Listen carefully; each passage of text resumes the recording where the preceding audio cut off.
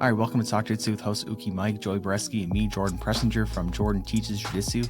Today we have a great episode for you guys, and it's been a while. It's been about 4 weeks because I've been in Vietnam and Australia. I taught a jiu-jitsu camp in Vietnam with Jeff Chan, MMA Shredded, and then I was in Australia doing a self-defense reality TV show.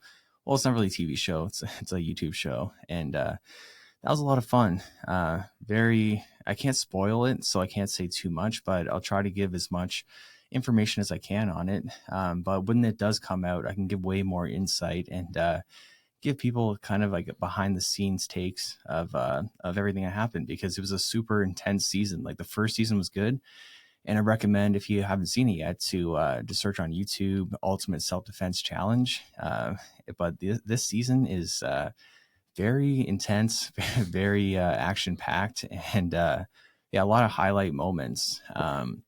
Like I can't say too much, but it was really interesting seeing how my skills stacked up against in a self defense scenario.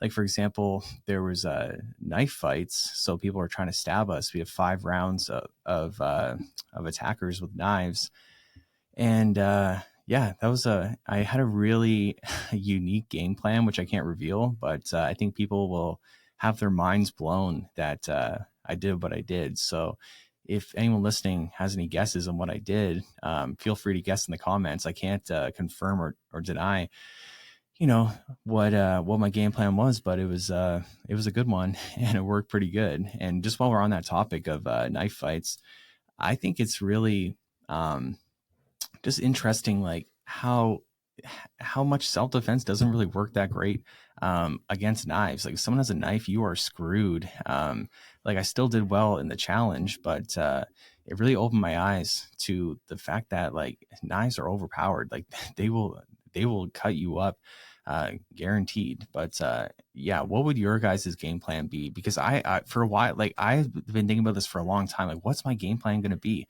against a knife attacker? And it was like the day before, I thought of the perfect game plan, and I was like, I don't know if I should do this, but I'm like, no, I'm going to do it. And it worked pretty good. But Mike, what would your game plan be against a knife attacker? And have you ever been attacked by someone with a knife? I have never been attacked by anybody with a knife, but I think my number one game plan would be to run faster than they can run. I can run faster scared than they can angry. And I think that's my only game plan. I don't think I could defend myself against a guy wielding a knife. I'd try to, immobilize his arm and probably take him to the ground and then, submit him somehow. But I don't know. That's the thing about something you've never done before. I have no idea how I would react. Yeah, well, especially with like all takedowns, you put yourself in such a vulnerable position to get stabbed. So I was thinking, what would be like the best way to take someone down and not get stabbed? If you go lower body takedowns, they're going to stab you in the back. Like we try like a single leg or a double leg, you're going to get stabbed in the back. If you're going to try, a hip throw or something like that, they're going to stab you in the stomach. So right away I was like, well, I might need to use my striking, but I really want to use my jiu-jitsu. But for striking, you need to knock the person out. Otherwise, they're going to keep coming and they're going to stab you. And Joey, what would your game plan be against a knife attacker? Oh shit. Well, unlike Mike, I don't think I have the knees to outrun anybody, so I don't think I'm getting away pretty fast. In all honesty, I'd probably just die. Like, yeah, I'll be honest with you. I'm probably going to get stabbed and I'm probably going to die. Maybe I could try and take the guy with me. That would be fun, I guess. I mean, you don't die like instantly if you get stabbed. Again, not a doctor. Maybe you do. I don't know. I'm pretty sure you have like at least a few minutes before you die, unless he gets you in like the brain or like the heart or something. So like, I don't know. Maybe I could take him with me. If I had to try and fight though, like standing up, like I'm definitely going to try and hand fight. I'm not just going to shoot from the outside. If you can win a hand fight, maybe you can like control a wrist. If you can control a wrist, it's hard to stab. Maybe things like a 2-on-1 grip. Maybe I don't know. It's worth a shot. I think that like wrist control is like the obvious answer, but at the same time, it's like not as easy as it sounds. Not that it sounds easy, but I mean like knife defense, like experts and instructors, they'll teach you stuff like that, like control the wrist. But I think if they were in a real self-defense scenario, the process of trying to get to the wrist is going to get you stabbed. And it's so hard to deal with the knife attack. And to touch on your point, Mike, about running is definitely a great option. But the thing is with running, when you have so much adrenaline going in you, it's very hard to run. Like, and I've experienced this firsthand because we did hide and go stab, where we had to hide and then get to like a van. It was in the first season, so I can reveal that we did that. And I was running, like sprinting, and I fell because I had so much adrenaline going in me, and I was sprinting downhill at one point, and then that's what really screwed me, because trying to sprint downhill is very hard to do. So like I fell forward, and I hurt my hands. Like they scraped up against they look better now, but they scraped on the concrete. And that really sucked. And I remember watching movies, seeing people fall against, it's like a horror movie or whatever, and being like, oh, it's unrealistic. Like, people aren't going to fall. But then, I fell. And then, I started like running again. Then I fell again. It was just so much adrenaline and so much, it's hard to keep up with your like physical abilities when you have so much adrenaline going. And what I mean is, like, it's hard to like understand how tired your legs are, and brace yourself if you're going downhill and stuff like that. And that really sucked, because it was the first day of filming and I messed my hands up, which obviously as a grappler is not a great thing. So yeah, running is great until you fall and then there's someone trying to stab you with a knife. So yeah, definitely my recommendation is, like, don't get in situations where someone's going to try to stab you, because it is very hard to to win that fight. But luckily where we live, there's not a lot of instances of stabbing. I mean, over in the UK, it's huge. Knife crimes are huge over there. But here we're lucky. In Canada, this part of Canada, at least, it's not that bad. Yeah, I mean, we live in a pretty safe area just in general, and which was kind of like a disadvantage in a way going to the self-defense challenge, because I haven't been in these scenarios whatsoever. Like, I don't, I don't go to bars or anything like that, or put myself in, areas where there's people that would stab me. But one of the competitors, he has been in these scenarios before where, like, he's had to fight 2-on-1 or like multiple attackers. He's had someone pull a knife on him before. So like he had a really a big advantage that way, which is like, not great in reality, of like, you don't want to be in those situations. But for this specific self-defense challenge, I think that he had an advantage that way, where it's like, I didn't know. It was hard for me to kind of like pull the trigger in a sense, because I'm so focused on like de-escalation and stuff like that. But like if it can't be de-escalated and they want to fight, you need to be on and ready. So yeah, I think if I can get a chance to go into season 3, I would go into it way different of a mentality, and I would definitely prepare more. Like, for example, we had to wear headgear, which I absolutely hate. I hate headgear. After my last Muay Thai fight, I told myself I'm never wearing headgear again, because it just moves around on your head. It's like, there's a lot of issues with it, and it doesn't protect against concussions, which people think it does, but it doesn't. If it does, it's only like barely, because it's just a very small amount of padding. Like, the reason why people wear headgear is because it prevents cuts. So like boxers, they're so like close with their head, they move their head up and down. So it makes sense for them to wear headgear. But in Muay Thai, you don't see people wearing headgear because they don't move their head the same way. They don't keep their head so close. So it creates a bigger target for people to hit, and it also limits your vision, and it also gives you a false sense of security, and it also gives your opponent a false sense of security that's like they can punch harder. So like headgear is just awful, and I absolutely hate it. And it was like plastic covered, so like it would cover your eyes, but it would also limit your breathing, because you're like breathing into this headgear that's enclosed with plastic, and it was very hard to breathe. So I took it off every chance I could. But if I were to go into season 3, I would train way more with headgear to get used to it, because that's one thing that it screwed with me mentally. I just hate headgear so much.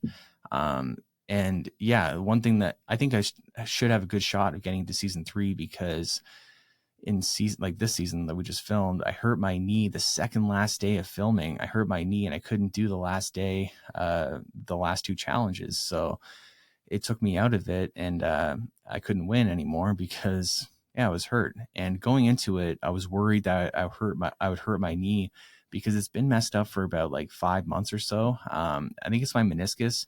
What happens is like when I push off of it really hard against the mat, like when I'm like wrestling really hard or like trying to keep balance really hard, it's like it feels like the bones like slip out of place, and it's very painful when it happens.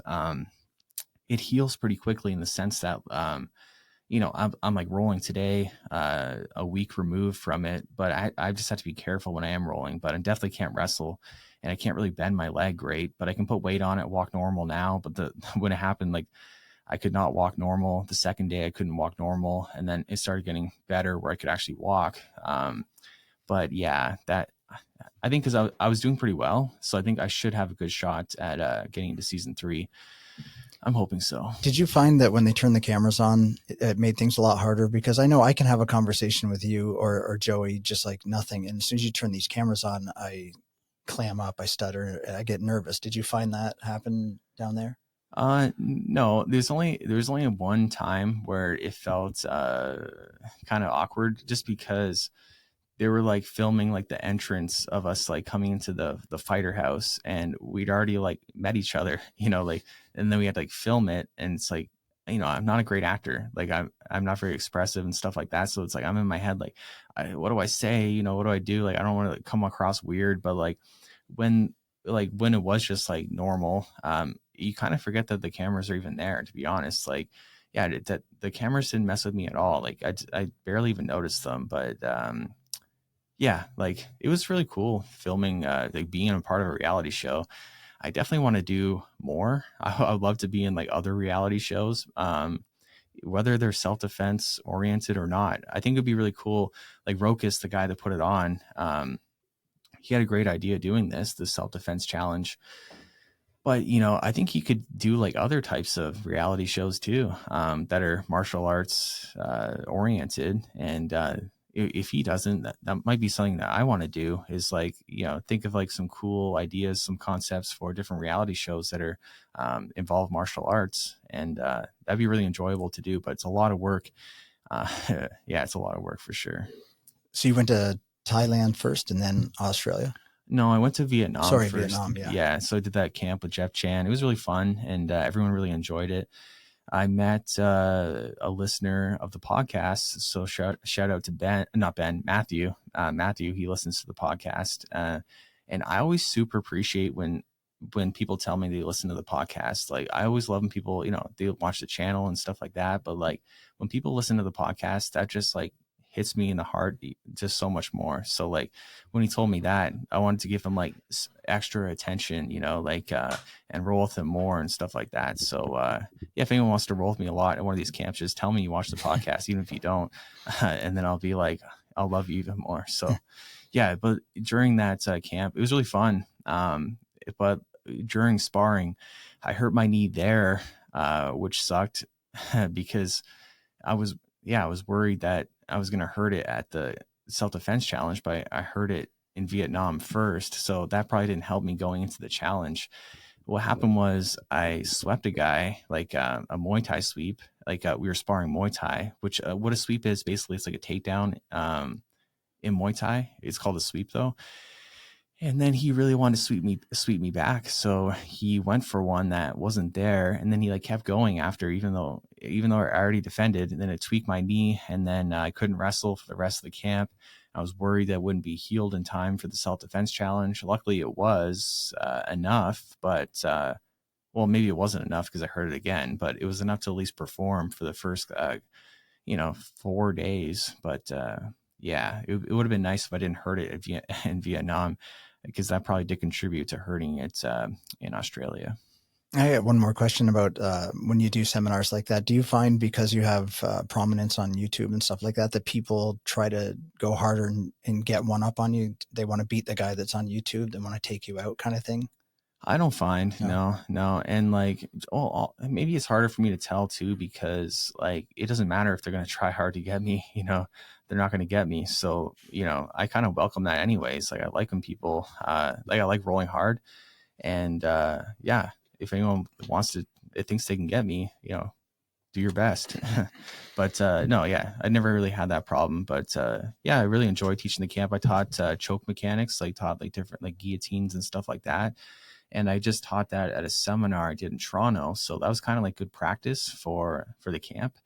And yeah, like a bunch of people said that they learn more in 1 hour of guillotine instruction than they have in like years of training. So like that made me feel really good. And yeah, I think that's one thing I'm really good at is teaching choking mechanics. So, and that's one thing that people aren't very good at is doing chokes perfectly. So I think it's like, yeah, I'd love to keep replicating that seminar, that camp. So like, I like teaching choke mechanics. So, do you know when that is going to come out on YouTube, when that series comes out? It's going to come out in March, probably. Yeah, it's like a lot of editing. Like I wouldn't want to be the one editing it. Like it'd be fun to edit, but at the same time, it'd be so much work that, yeah, I don't envy Rokus, because it's just hours and hours of footage to look through and to put together. And that's a challenge in itself. It's just putting it all together. So it's exciting to watch. You know, like it's a challenge for me making these videos on YouTube that are like 8 minutes or 10 minutes.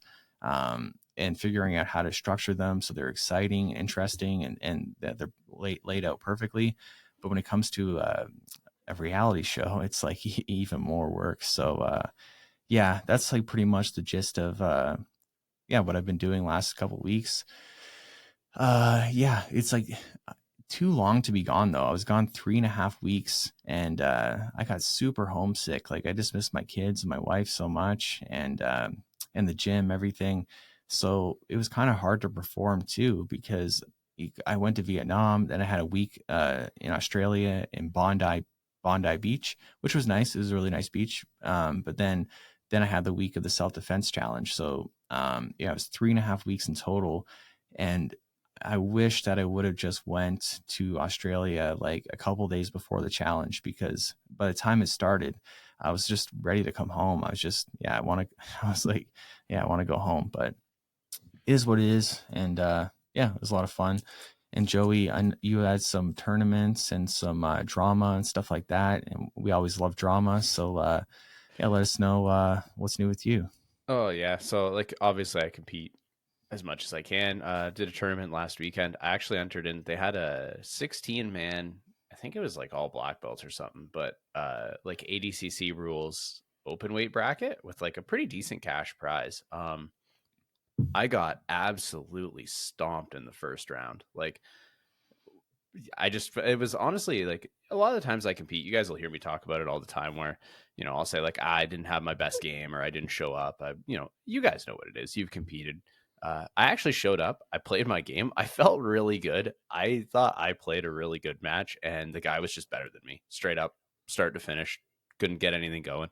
He was a little bit thicker, but like you know, it's one of those matches where I'm like, I did everything right and I lost. I'm pretty happy with it. I thought I performed well. Ended up losing by, I think it was 3 points. I think I gave up a pass that I couldn't recover from. But yeah, there was some drama in the finals for sure. We had it was an event run by a specific team whose one of their athletes was in the finals for this, like, you know, couple $1,000 cash prize. So like a pretty significant cash prize for a grappling tournament, especially like a local one. And let's just say the event organizer was coaching one of the athletes because it was his student. The referee was an employee at the event organizer's gym and a teammate of the student. And the refereeing was pretty damn egregious in favor of that athlete. Like, it was pretty bad. Yeah. So, you know, I'm never one to sit back and just let an injustice be done if I can try and avoid it. So, you know, you're trying to like, hey man, like, you know, it's the finals of an ADCC rules event. You can't pull guard in the finals. That's a negative point. And they're like, no, it's not. Other athletes in a submission, ADCC rules, if I'm in a submission attempt, I'm allowed to slam my way out of it. And they have to stop the fight and be like, oh, it should be a DQ. And you're like, hey, that's not the rules, guys. Like, you know, like if you're going to advertise you're doing something by ADCC rules, like maybe our refs should actually know these rules and enforce them. But to me, the biggest issue is like such a massive conflict of interest having the event organizer, the one putting on the prize, coaching the athlete in the finals and talking with the ref in the middle of the match in Portuguese. Like, you can't do that, man. Like, that's if you want to run an event, like if I run an event, I can't coach my athlete in the finals of an event with a cash prize. Like, that's super unprofessional. Like, how many EBIs has, one of the 10th Planet guys been in? You don't see Eddie just like start coaching and then telling the ref what to do. Like, that's not how it works. You can't do that. So I may have spoken up, and some people may not have liked what I had to say, especially people on that particular team who I won't mention, because I don't feel like upsetting a bunch of people and getting stabbed at the next tournament I go to, because as we know, I have no way to defend myself from being stabbed. Well, how do they argue that, though? Like, when you complain and say, yes, you can slam, how do they say, no, you can't? The rules are clear. Yeah, but apparently if you run the event and you pay the referee, you can just make up whatever rules you want, and that's the way it's going to be. So, yeah, I mean, I guess like the rule set is just whatever rule I need to enforce to make sure my guy wins. So it seems fair. It was a little upsetting, and I may have gotten a little upset. And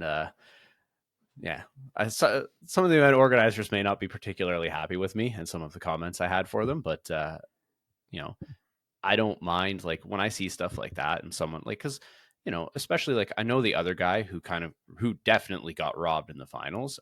He also recently, I think it's like a year ago, opened a gym in a city not far from me, and like we've had a lot of conversations. He's a really nice guy, but like he owns a newer gym, and for people who don't know, like when you first open a gym, like it's not super lucrative the first couple years until you get a ton of members. Like a few $1,000s as a cash prize for entering a tournament is really, really helpful. Like, it means a lot to people, and to go out, put on a hard performance. Like, he had to win 3 matches to get to the finals, and then to put on a performance in the finals where like you should have won multiple times, and you're not getting points for things that should be points for you. Your opponent's not getting penalties for things that should be penalties. Like, it's hard to do a match when it's a 10-minute match and you're going, oh, cool, I should be up 2 points. And then every time you look at the scoreboard, it's like, I'm not getting points. I have to do way more than the other guy has to do to win. Like, he just has to make it the time without getting submitted. I have to submit him. That's hard to do, and you're asking too much of someone. So when someone gets robbed of that, like, money, and like that would help their livelihood, I'll speak up about it. I'll get a little passionate about it. Yeah, for sure. Was it Corey Guitard? Is that what you're talking about? Yeah. Oh, I had a feeling. Yeah. Yeah. That sucks. He put on a really good performance. Like, he fought really well. He ended up beating the guy who beat me in the semifinals in a really good match. But like, he fought really well. It was really impressive. And then the finals match was just like an absolute sham of a match. Like, if you didn't know what was going on, you would have been like, is this like pro wrestling and the result here is scripted? Like, it was pretty egregious.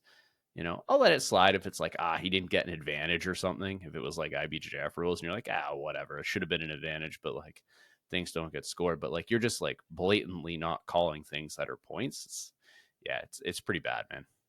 Yeah, it's not a very honorable way to win either for that team and for that competitor. Like, I wouldn't want to win that way because my coach is like influencing the ref, and the refs on my team and stuff like that. Like, that sucks for both, really. Yeah, and to get up after that match as the guy who like clearly had an injustice done for you to help you win, to get up and like have your arms in the air and run around the mat yelling like you won a world championship, like, my guy, like, can we behave with some decorum here? Like, I had a coach a long time ago tell me, like, because, you watch a tournament, you see guys like rip open the gi and scream.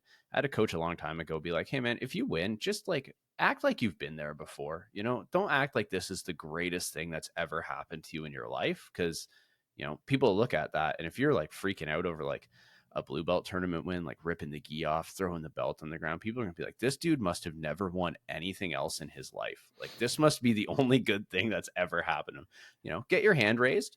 Shake your opponent's hand, maybe give him a hug, say good match, walk off, celebrate with your team off the mat, have a great time, do whatever you got to do. But like, just behave like a normal human being when you win a match.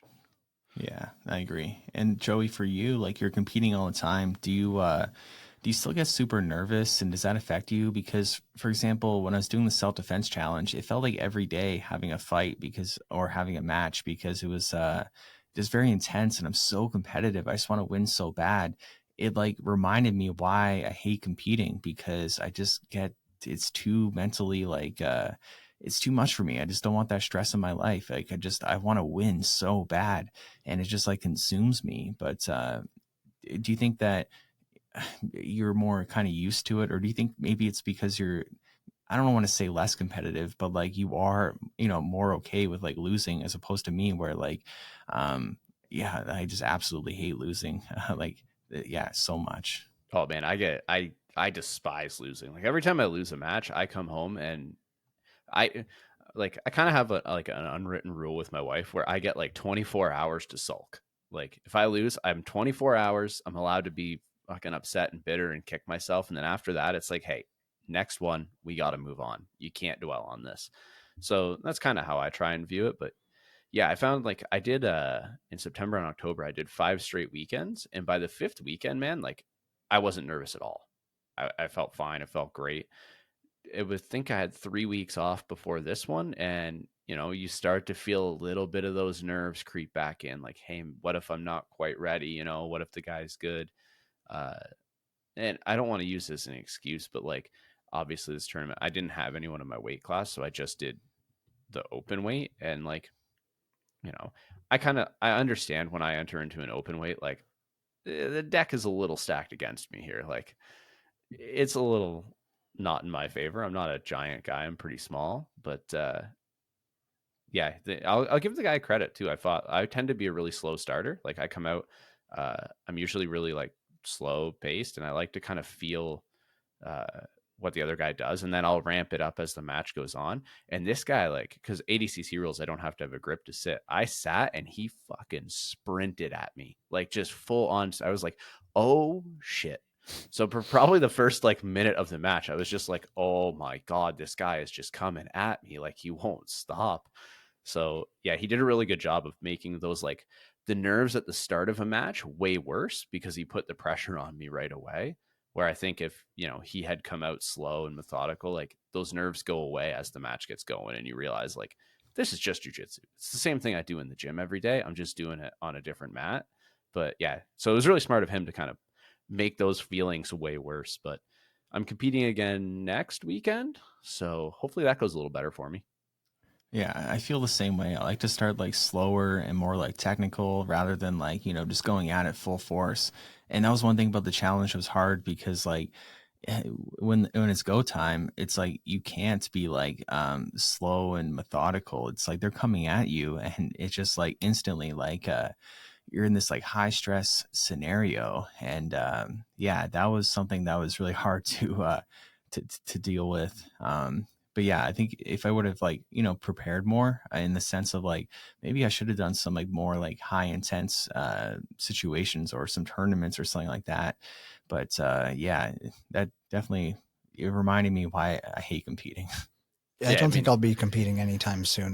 Yeah, why is that? It's just like My nerves. nerves are so fucking bad. Like I'm a nervous wreck most of the time anyways, but I mean when I compete it's just a shit show. I freeze up, I forget 90% of what I know, and I get tunnel vision, I can't hear the coaches. I mean, I've made it through tournaments, I've won gold medals, stuff like that, but I was fucked at the end. Like I was mentally and physically drained for a week. I couldn't think. Yeah, yeah. Yeah. Yeah, I feel like a lot of people have that problem, but some definitely worse than others, because I felt like in the challenge, like some of the other guys, they didn't seem as mentally affected by it. They seemed more just like, yeah, like it wasn't as big of a deal to them. Like obviously it was, they want to win and stuff like that, but like the mental aspect, it didn't seem like it was, yeah, affecting them as much as it was affecting me. It was like really making me like tired and everything, like just the drain of, just worrying like all day what's going to happen, because it's also like unfamiliar, because with jujitsu and like striking and stuff like that, like you know what to expect. So I go into these matches or fights, I know what to expect. But when it's self-defense and they've got knives and stuff like that, it's really like such unfamiliar territory. So it was like extra, it was just extra intense. But yeah, like competing, like it's not just because like I don't have time and stuff like that, because that's definitely like contributes to that. But it's mostly just I hate being. I don't want to be stressed. Like I don't want to be stressed ever. I just want to relax. But yeah, I think that's important though when you say like, the not knowing and the stress, like even in jujitsu, like I think this is true. I've had a lot of matches in my life, so it might not be 100% true. There might be one outlier, but I don't think I've ever lost a rematch. mm, And I think a lot of that goes into like this, the first time you go in, maybe you give someone too much respect. You don't know what they're going to do. You're a little caught off guard. But I find the second time I fight someone, there's way less of that because like I know what it's going to be like.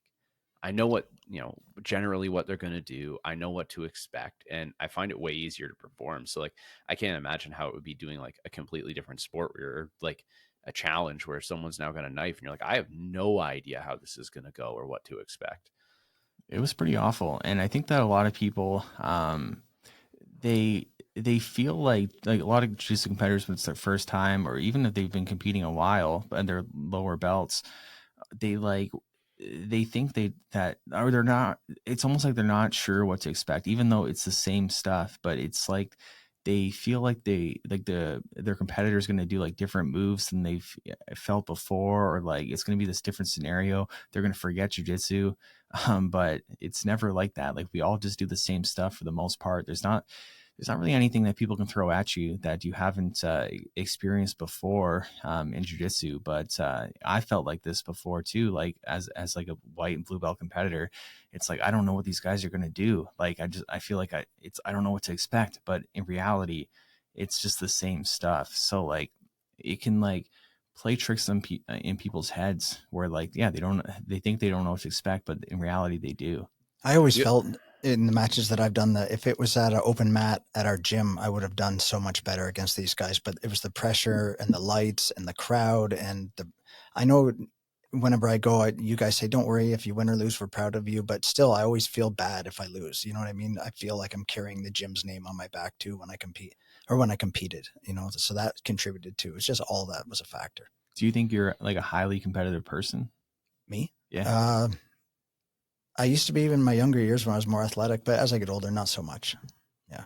Yeah, it's interesting to me, like even people that are not like hyper competitive, like I am, still have such issues going into competition. Yeah, it like, doesn't 100% like make sense to me. Not where like in a bad way, but more like yeah, if you're not as competitive and like there's certain things you don't mind losing so much in, like I don't want to lose in anything. It can be like a board game or a video game, a card game, whatever. Like I want to win, where it's like other people, yeah, it's not such a big deal. It's just a game, whatever. But when it comes to jujitsu or martial arts in general, even like non super competitive people seem to have like that issue where they just want to win so bad, which yeah, I understand in a sense 100%, but like yeah, it's also like I don't know if I'm making any Yeah, no, sense. that makes sense. I don't know why. Yeah, I'm not a super competitive person as I used to be anymore, but it still bothered me very much when I lost. The last two tournaments I did, I got bronze in both of them, and it bothered me. I was on the podium, but it still bothered me a lot. Well, were they real bronzes, or I can't remember, or like did you beat someone to get the bronze, or was this like a consolation Lost prize? one or lost one, won one. So, Oh yeah, did okay. yeah, Not the best. the worst is consolation bronzes. I have one of those too. That wasn't fun. But you still go up on the podium and take the picture. Just you don't want to fuck the other guys out of a picture or their moment, right? At least that's what I Yes. thought, anyways. Yes. Yeah, This is I one of my hate people do biggest pet that. peeves. Like, I didn't believe me. I didn't want to. It made me feel sick to my stomach. I'm just up there because there was only three of us, and I just happened to lose all my matches. But I didn't want to fuck those guys' day up.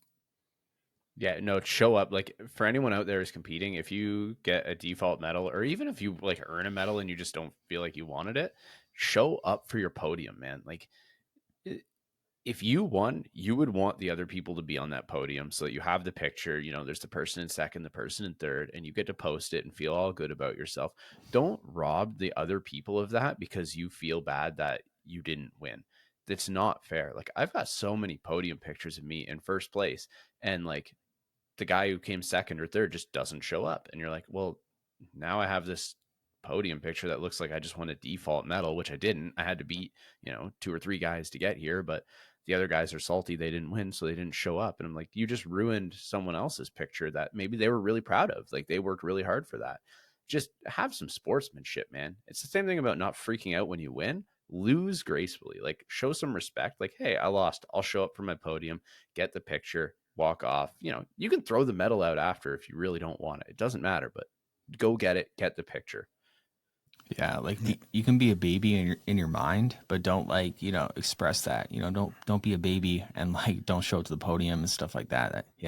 That's like super, super lame. And to your point about sportsmanship, it's also something I want to talk about. Because I posted a reel, like a Instagram reel, YouTube short, TikTok, or whatever, about closed guard etiquette. Saying like don't like grind your forearm into people's necks, don't overstack people to break their necks, and or using your elbows and their thighs, all like low percentage pain moves. And it was really interesting reading the comments, because people are like, oh, you're watering down jiu-jitsu, or and stuff like that, and making it like a wuss type of sport. But it's like, well, I can beat you up without using pain moves, and you can't beat me up using pain moves. So what is it just doesn't make sense to me. They're trying to tell me I'm wrong. So that's one thing that really pissed me off, because I absolutely hate when people use pain moves for no reason. If you're in a tournament and want to put on some pain, feel free. But when you're in the gym, you're training. People forget that. They forget that we're training in the gym, so we all get better. It's training. It's not competing in the gym. But people are still just so okay with using these bullshit pain moves. It just blows my mind. To me, it shows them how much they suck at jiu-jitsu, that they can't, beat people and dominate people without using bullshit pain moves. And when you're rolling with someone, Joey, and they're using they're just trying to make you feel pain and all this kind of stuff, what goes through your head? Well, I'm pretty dumb, so usually if people are just driving an elbow into me, I'm like, oh, I'm sure that will be fine. I'll just let that keep hurting me until it becomes a problem later. But to me, unless it has a purpose, if you're just trying to make me feel pain, you're an asshole. But it's not going to stop me from grappling. I'm going to be fine. I'm pretty good at dealing with discomfort. I'll be all right. But to say it waters down the sport, to say don't do that. Man, even when we started, people were like, don't dig your elbows into people's thighs. One, it hurts them, but it's also just not good jiu-jitsu. If the guy has a pain threshold and you're just trying to dig your elbows in, he's just not going to open. It's not like things like a calf slicer where, they fucking hurt, man. You get caught in a calf slicer, it feels real bad, but it will also do damage if you don't tap. Just digging your elbows into someone, if they're willing to just eat some discomfort, they're not going to open the guard. One, if you're digging your elbows into my thigh, your posture is probably also garbage. So you're putting yourself in danger. It's not watering down the sport. It's telling you to stop doing things that are bad jiu-jitsu. So I don't have a problem with that. And there's, Go ahead. I do think we should make a distinction. Some things are painful, but they're good jiu-jitsu and have a purpose. You get someone with a really good crossface from side control, it can be painful. I have definitely been in side controls where you're I am feeling pain right now. This is very unpleasant, but it's also a really effective way to control my head. So I need to learn to deal with this, because this is actually good jiu-jitsu. A good example from Trenton, Darren. Man, if you let Darren get a good crossfacer control on you, it's going to hurt. You're not going to feel particularly good, but he's not doing it just to hurt you. He's doing it because it's good jiu-jitsu. It's good control. It just happens to have the side effect of feeling like shit. Yeah, being Hizuki is definitely painful at times, just to put it mildly. But I was going to say, it depends on, when it comes to pain moves, it also depends on who you're rolling with. Because if you're friends with somebody, then you might do a pain move and you might laugh about it. Because me and you used to roll, Joey, all the time, and you would grab my foot and just squeeze and pinch it. And you know exactly what I'm talking about. And I remember you looking at me, you're like, doesn't that hurt? I'm like, yeah, it fucking hurts. But I'm not gonna tap to it. I'll just suck it up for the next 30 seconds or whenever your hand wears out, and we'll go on. But if it's somebody else that I don't know or don't particularly like, there's not a lot of people here. Well, there's nobody I don't like here. But I mean, if it's somebody I don't know so well and they're doing that, well, yeah, I'm like, what the fuck are you doing? We don't even know each other, and you're trying to, you know, dig your elbow into my temple. Like, what the fuck? Try some jujitsu. But when it's somebody you're friends with, it's cooler that way. It's fine. Yeah, when you're friends with someone, you can do a lot of different stuff. Like, smother. Yeah, knee on neck. I like that one on certain training partners. But yeah, like that was my point too with that reel, was like, these are low percentage moves that only work on noobs. And they're like, well, if you don't like it, defend it, you know, learn how to counter. It's like, I do know how to counter. I do know how to defend you. It's not going to bother me. The only people it's going to work on are the people that aren't good enough to deal with it. And so it's just like hurting new people that don't know how to counter. And for what reason? You know, like why would you want to hurt new people and like discourage them, potentially like injure their neck and stuff like that? Like, that's the one thing. Yeah, that's something that's very frustrating to me, because I want to really promote safe training and smart training. But then, yeah, you get all these idiots that they're just like, so like, it's almost like the just bleed crowd of like UFC, where it's like, yeah, just bleed, you know, they just want to see violence. And like that's spilled over into some parts of jiu-jitsu. And it's just these guys that just have crappy techniques that, you know, these guys are like beating up on like brand new white belts, using their crap. But then then the black belts or the people that are good counter them, and they don't have success with them. So it's like hurting their jiu-jitsu. It's not progressing as much as it should. And then they're also making other people discouraged and making them feel pain. So there's just so many negatives to it. So it was really surprising to me how many negative comments I got, or on that. Just people being so dumb. And but it's not going to stop me. I want to keep posting like etiquette type stuff to really drill into people's minds that these things aren't normal. Like, you don't need to. You can have like, you can roll with people pain free, or with your friends, make them feel a little bit of pain. Or if, jiu-jitsu is a combat sport, so like certain things will not feel good, but there's definitely a difference, like we said, of these things that are effective and they don't feel great, as opposed to literally just causing someone pain, when they could counter you if they're better at jiu-jitsu. Yeah, and you got to know your partners too. Like, I have some people at my gym that like I know aren't coming to the gym to try and have a fight to the death where we both go home bruised. They just want to come in, have a good exercise, learn some skill, like learn good jiu-jitsu. Don't get me wrong. If you come to my gym, you're going to roll hard, but they can have a nice hard roll with lots of motion, lots of good technique, back and forth exchanges, where no one feels that like I'm not going to put them in like a devastating crossface. I'm going to try and transition instead. And then I have other guys who, if I get side control on you, I'm going to try and put my shoulder through your jaw, and you're going to have to deal with it. And they're cool with that, because I know they're cool with that, because they'll do the same thing to me. So you got to know your training partner. Like, if you're a 200-pound guy and you're training with a 115-pound girl, maybe you don't need to put as much crossface on her. Maybe we can work on something else instead, and not, break people's jaws. Like, wouldn't that be great? Everyone can go home happy. But yeah, like, just know your partner, treat them with respect, and know what they're comfortable with, and don't exceed that. Yeah, they messaged me, a lady, and she thanked me for that post, because she's saying a lot of her training partners like just do such like dirty moves on her and like hurt her, and she's this like small lady, and like it's like, this proves my point. It's like there's so many people with bad jiu-jitsu etiquette, making people like not enjoy jiu-jitsu as much as they could, and it's just like inappropriate. You just don't need to do that crap, like especially to smaller people or newer people. And yeah, that like motivated me. I'm like, okay, I'm gonna keep posting like these type of etiquette videos, because it's very important to me. Do you think that's where, I know we've talked about mat enforcers before, but do you think that's where one might come in handy to teach somebody a lesson? Yeah, possibly. Like, but like we said before, like communication is always going to be number one, like to talk to them and tell them. But definitely, mat enforcer can be very useful, but I think it's just like culture as a whole in jiu-jitsu.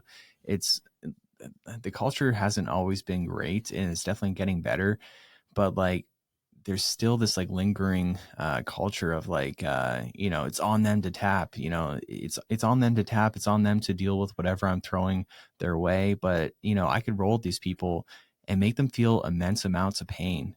But like these people that are commenting, but I'm not going to do that. I'm going to roll with them gentle and beat them up gentle. But like, they can say these things, but if they roll against someone good that it would hurt them if they wanted to, then they might change their mind. And they just like, just in general, like there's so many techniques that could go wrong if you're not paying attention to safety. And I could just not pay attention to safety with them and like injure them. And it's like, oh, it's not my fault, because you should have, moved your arm this way. You shouldn't have moved your head that way. It's like, it's on you. But like, I don't want that on my conscience. I don't want to hurt people. It's very similar to what happened where we talked about before, that guy that had his neck broken, and he was like quadriplegic for a bit, but he gained some I don't know, mobility back, I guess that's the word. Yeah. But like, the instructor shouldn't have went for that roll that like I don't know what it's called. Like, it's not a rolling back tack. People call it a rolling back tack, but it's not a rolling back tack. But it's like a front roll, and like he broke the guy's neck. And I could do that to people if I wanted to. I could like perform all these moves that like that would injure them if I just did it at the wrong time. I had no care for their safety, So like, yeah, it just pisses me off because I want people to, roll with everyone else safe and roll with me safe. It's like, what pisses me off is if I'm taking care of my training partner and I'm not like hurting them, and then they just like go ape shit on me, which happened in Vietnam, not with a camp participant, but just a guy that was training at the gym. He's a brown belt, and I was like rolling so gentle with him, like, beating him up and everything, like, but like gentle and like getting lots of submissions, whatever. And then out of nowhere, he just like grabs my neck so hard and just starts cranking the shit out of it. And I had to tap to it because like my neck's going to break. And that's the first time in a long time that I've tapped to someone that's not a lower belt. Like, usually I just, mess around in the gym and I might get tapped by a white belt or blue belt. It's not a big deal. But he was a brown belt. But it's like, well, if I was going harder, like if I was like, then like that wouldn't have happened. But like, I was just going light and gentle. All of a sudden he just grabs it and cranks the shit out of it out of nowhere. It goes from 0 to 100. And it's just like, why do you need to do that? It's like, I'm not doing that to you. Like, why do you gotta do that to me? It's like striking with someone, and you're going light with them, whatever, and they just like blast across at you for no reason out of nowhere. It's like, what the fuck, man? Like, that's not the pace we were going, So yeah. And I'm sure like some people could be like, oh, you're just making excuses or whatever, but it's like, no, like yeah, if I would have rolled harder with them, then I wouldn't have been in there in the first place. So yeah, I hate that kind of shit. Oh, was it malicious or? Well, I think he just really wanted it. Yeah. He's like, okay, now's my opportunity. I just got tapped like, 10 times. Now it's my opportunity to get him. So, just takes it and just cranks the shit. It's like, my neck's like breaking right now, bro. Like, so yeah, I had to tap. Yeah, but like, I could have held out for sure, because it wasn't really choking me that much. But like, I could have held out. But like, what's the point of like, is it worth like damage to my neck for my ego? Not really. Yeah. And, and I know that like, if I wanted to roll harder with them, he would never got me in that position. So like, yeah, it's just like, maybe I shouldn't always be so nice to people. It's hard though, because you don't want to give people the impression that like you're that guy, like, especially when you're going to do like these camps and stuff. Like, I'm actually teaching at a camp. I'm leaving like right when we finish this podcast to go to the town, but like, I'm going to try and roll with everyone I can at the camp, but like, you don't want to not go hard and then have people go hard with you and get like a false impression of like, like, oh yeah, I like neck cranked him. But also, I don't want to be the guy who shows up and is like, oh yeah, that guy was teaching the camp, I was trying to have a fun roll with him and he just started neck cranking me. Like, I don't want to be that guy. Yeah. And like, if you're going to go hard on a submission, like I feel like the pace of that roll, you should have already been going hard, because then it like sets the tone and you know what to expect. But if we're going like decently light and I'm just like flowing and transitioning and like finding my opportunities, and then it's just like all of a sudden just fucking goes for it. It's like, that wasn't the pace we were going, and you just went from 0 to 100 out of nowhere. It took me by surprise. And yeah, it actually happened to this morning. Now, it was a big deal, and I'm not calling anyone out that was here, but I was just rolling with someone and they just like took a toe hold so quick and just started cranking the shit out of it. And I rolled out of it. I was fine. But like, when I grab toe holds on them, I'm like putting them on slow and controlled. I'm not just grabbing it and going, So like it was fine because I didn't get hurt or anything, but it was just like in my mind, I'm like, I wouldn't do that to you. It's like, why are you doing that to me? I don't blame whoever it was. You're impossible to toe hold slow. That's I've true. tried many, many, many times. It's absolutely impossible. So if I get your foot now, I'm just going to try and rip it off. I've never got you ever with it. I had you in a fully locked heel hook, and you just nonchalantly looked at the clock and was like, yeah, I can hold out for another 8 seconds. Sure. I mean, fully locked in, knee cranked. Fuck, I don't know how he did it. He just sucked it up. Yeah, I have a really good understanding of when I'm safe and when I'm not, and especially when it comes to anything with my ankle, like my ankle can bend so much. So like toe holds aren't the best submission on me because I can let it go pretty far, which is also the reason why I didn't feel like super threatened by it. But it was just like the 0 to 100, it just kind of like threw me off. Like I didn't really understand that. But yeah, I know, like.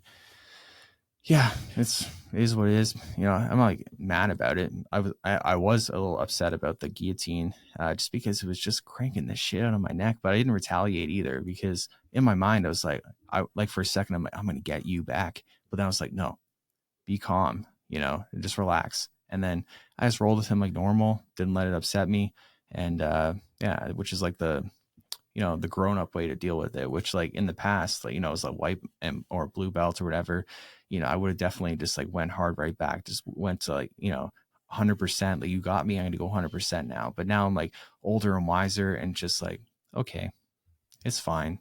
It doesn't bother me. I mean, it's probably a smarter way to go. Yeah.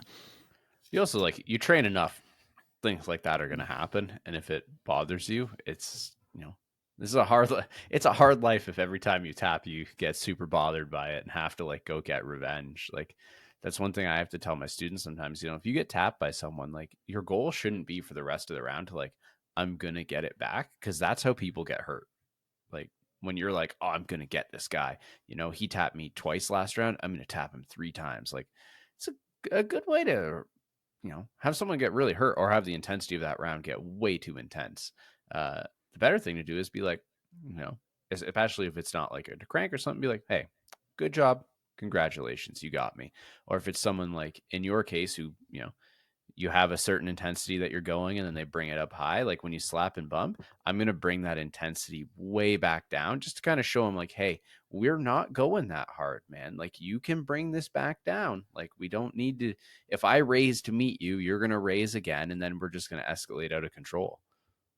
Yeah, and I mean, he should have came to my my guillotine class because he could be able to learn how to do a guillotine that doesn't neck crank and just puts people to sleep, because that wouldn't bother me even if he went to 0 to 100 and I needed to tap to like an actual like real choke. Then it's like, okay, I messed up. I wasn't being as aware as I should have been. But it's super annoying tapping to neck cranks that, like, if it's supposed to be a neck crank, then okay, and that's the submission they're going for. It's different from like someone just doing a shitty guillotine, and people get shitty guillotines all the time, and then it like reinforces in their head that that's how to do a guillotine, and they don't need to perfect how to actually do it good. And so yeah, that's just something that's like kind of frustrating to me. It's like screwing up their own technique because they're just like, oh, I got the tap, but like, yeah, there's a difference between tapping someone and like getting clean, perfect technique. In a tournament, it's different, whatever. Like you're going for a guillotine, neck crank someone at the same time, I don't care. But in the gym, it's like the pursuit of perfect technique should always be the goal. It should be like clean technique, not relying on neck cranks. Well, you've taught us that whenever you teach anything to do with like choke mechanics, to ask your partner, was that a more of a crank or more of a choke? And we always do that. That's ingrained into my head now. So whenever I roll somebody, if I tap them, I ask them, was that a crank or a choke? They're like, it was a little cranky, but mostly choke. Then I know to adjust for the next time, and I apologize. Yeah, I mean, that's how you get better. And it's the same thing we talked about earlier. It's like, when people are doing like pain moves and stuff like that, it's working on lower belts or whatever. It like reinforces in their head that it works and it's fine. But yeah, if they want to really improve in jiu-jitsu, that's not the way to go, because people mistakenly think that to get better at jiu-jitsu, they need to learn more and more techniques. But in reality, what they need to do is get better at the techniques that they already know, like perfecting the details and making sure that it works on anyone. Because like, what I'd always do if something's not, like, I'd ask myself, like the guillotine, for example, why did it work on this person, but then not this person? Like, what am I doing different? And I always try to figure out what that was. So I have consistency and like be able to tap people. No problem. Doesn't matter who it is. And that's where people mess up. They think they know something and they don't want to like explore it more. And that's with so many different things. Like, I made a YouTube video about passes for like the best beginner passes and the common mistakes. And like blue belts are the most like the biggest perpetrators of this, where the people they knee slide and they let the person get an underhook that's on the bottom and like too easily. Like when I roll the blue belt, it's almost like I expect it. It's like I know they're going to try to knee slide and they're going to give me the underhook, and every time it's like clockwork. Boom, I got the underhook. It's like they should spend time learning how to knee slide and like get without letting the person get an underhook, more so than they should learn like technique A or B or whatever, X and Y, like to add to their game, because those techniques won't be perfect and neither are the techniques they already know. So like, yeah, they need to perfect like the fundamentals and get good at what they already know. But that's where people mess up. I always love, it's like you said, like not to rag on them, but it is always blue belts who'll like come up and say things like, "Oh, I saw this technique on like Instagram and it's really cool." And it's always some ridiculously like acrobatic, high flying movement. You got to be like, "Man, I watched a white belt scissor sweep you yesterday. This is not what you need to be practicing." Like, come on, like, I know it's not fun, I know it's not flashy, but like, you can be better at the things you're better. Like, like you said, like I'm watching you do a knee slide pass and you don't have the underhook when you go. You realize halfway through that you need the underhook. You start trying to pummel. It's like, man, that's got to be like perfect. Like that has to be the instinct. Like I know when I knee slide, like I got to have that underhook, or be prepared for the fact that if I don't have the underhook, my partner's going to give me a specific reaction, and be ready for that reaction. Like you got to kind of know what's going on here. And if you're like, oh, I really want to start learning some like, like weird, crazy crap that you see on Instagram, that I'm sure you watch the same things, or like TikTok, you see these reels people make and you're like, does that work on a actual human who's alive and not letting you do it? Like there's no way this technique works at all. But people see it, it looks flashy and they want to do it. And you're like, man, it's not the flashy shit that makes good jujitsu. Like, I don't know. Maybe I'm crazy, but like when I roll with people, I'm not like, oh, that dude cartwheeled 7 times. His jiu-jitsu is fantastic. I'm like, I couldn't sweep that dude. That's good jiu-jitsu. Yeah, I mean, there's so many examples, and Instagram just as a whole gets me all like fired up, because I always want to like write stuff, because it's always like, even people are showing fundamentals, like they can still show them so poorly. Like that was like really just a weird thing for me. Like I see these things all the time. Like that's like what viewers should try to look out for the most when they're looking at Instagram moves. Like when people are teaching chokes, like look at the angle of their elbows and look at like the gaps that people have. And it's mind blowing. Like seeing like triangles too. Like, man, I've seen some really shitty triangles. I see so many shitty triangles on Instagram.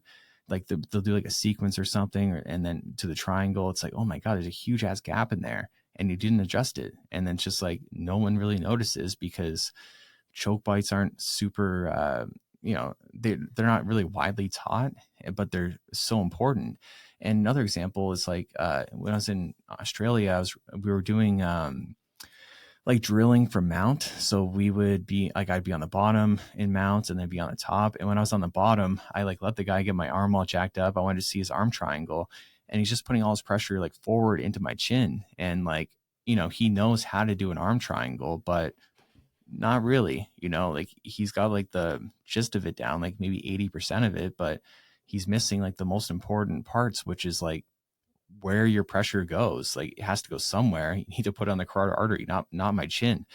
And then when I was on top of him, I got like so many arm triangles in a row. And just because I'm prioritizing the choke bite, and it's not like I have like magic black belt skills. I'm just doing it right, you know? And it's like he should spend more time perfecting his arm triangle rather than learning, you know, like this and that, you know, like, yeah, it's like spend time perfecting the fundamentals. I think that's what I've learned the most being a purple belt, being a fairly new purple belt, is that I don't need to learn a whole bunch of new shit from Instagram, because I was like that too at blue belt, and especially at white belt. All I did was watch YouTube and try crazy flashy shit that never worked. But if I would have spent the time on the fundamentals, I'd be much more advanced as a grappler now, and I regret that. So now I'm trying to do that as a purple belt.